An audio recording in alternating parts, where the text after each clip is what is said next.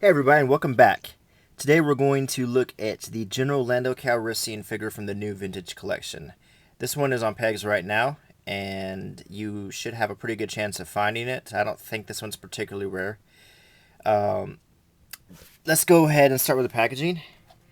As you can see, they are still doing the vintage inspired packaging. However, the original card that this figure appeared on was the Power of the Force line with the collector's coin in the 80s. And I wish they had actually been able to replicate these packages. I think this would have been a little bit more special to do the last 17 figures on Power of the Force card. I think that would have looked really good. They could have even put out coins too.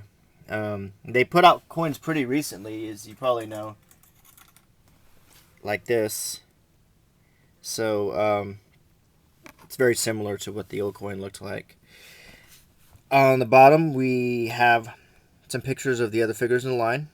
Clone Trooper, Luke Skywalker, AT-RT Driver, Fayek, Search, and Weequay. And I've been pretty lucky to find all of these. So I think you have a pretty good chance of getting them as well. It looks like this wave was a little bit easier to find than some of the previous ones have been. Okay, another look at the front again. A good photograph of Billy Dee Williams as a general in the Rebel Army. And still sporting the cape. If you remember in The Empire Strikes Back, Lando Calrissian liked to wear a cape. So, however, that also is probably going to lead me to one of my criticisms of this figure. So, kind of take a mental note of what the cape looks like here in the picture. And when we look at the figure, you'll see what I mean. So let's go ahead and open this up.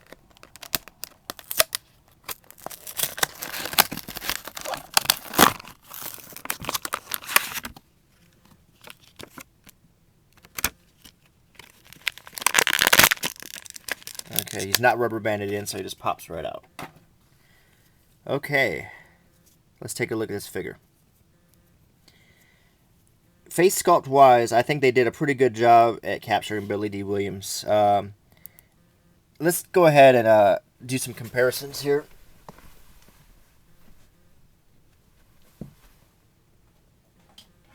There's a couple other Landos. And so we have kind of three versions of Lando. The Empire Strikes Back one versus this one. I actually think this head sculpt was a little bit closer to Billy Dee Williams.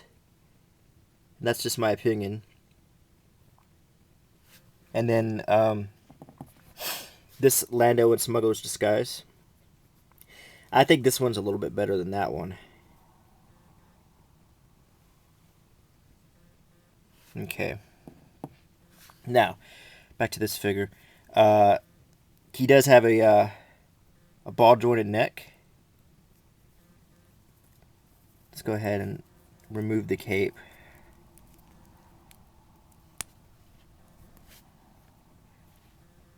Now here he would be just in a regular general's uniform like General Madine or something.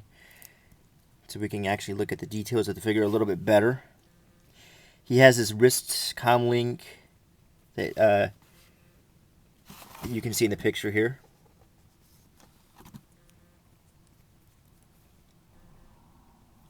He has a belt that's a separate piece, and he has a shoulder holster, which is a really nice touch. He has rank insignia, and he has a blaster. Let's go ahead and take that rubber banding off. Okay, the blaster fits very nicely in the shoulder holster, so that looks really good.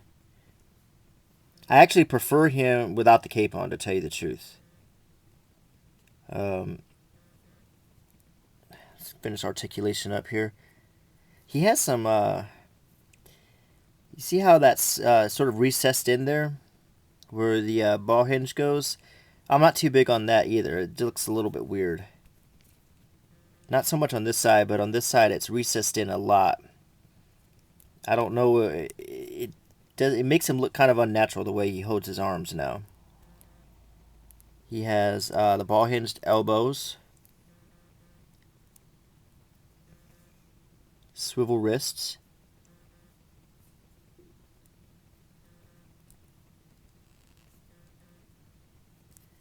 swivel torso. I've noticed they haven't really been doing that ball hinge torso lately. I think a lot of fans didn't like that very much. He has the great articulation in the hips, the ball joint here, ball hinge knees, and he has ball hinged ankles. So articulation is definitely up to the standard. He has both of his hands are molded to hold a pistol. So it kind of makes me think that maybe they had planned on including another accessory with this figure.